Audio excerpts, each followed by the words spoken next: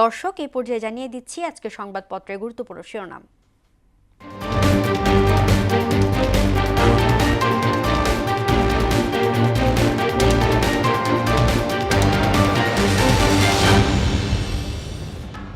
দর্শক, প্রথমে আমার হাতে আছে প্রথম আলো। প্রথম আলো শিরোনাম করেছে, শিল্পে গ্যাস সংযোগ আপাতত বন্ধ।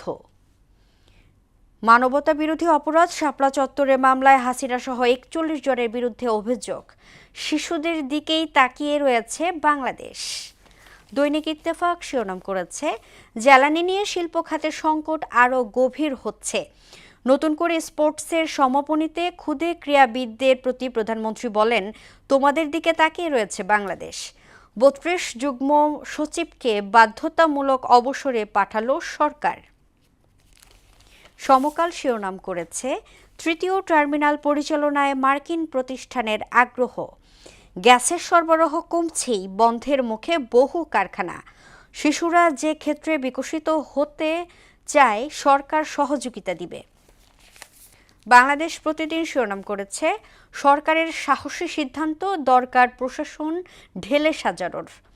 নতুন করিতে নতুন সম্ভাবনা, তালিকায় ৩৬৩ মাদক সম্রাট। যুগান্তর শিরোনাম করেছে, ঢাকার আদালত পাড়ায় চাঞ্চল্যকর জাল জালিয়াতি, টাকায় মেলে বিচারকের স্বাক্ষর। দুর্ভোগের জন্য দুঃখ প্রকাশ, গ্যাস সংকট কাটতে ১৫ দিন লাগতে পারে। শিশু কিশোরদের প্রধানমন্ত্রী মন দিয়ে পড়ো, মন দিয়ে খেলো বলেছেন। এবং আমার দেশ শিরোনাম করেছে, শাপলা গণহত্যায় হাসিনা সহ ৩১ জনের বিরুদ্ধে পরোয়ানা। কাউন্সিলর ইকরাম হত্যায় ব্রিগেডিয়ার মিফতাহ সেনা হেফাজতে। রেপ বিলুপ্তির চিন্তা, বিচার চলবে অপরাধের। দর্শক, এই ছিল সংবাদপত্রের গুরুত্বপূর্ণ শিরোনাম।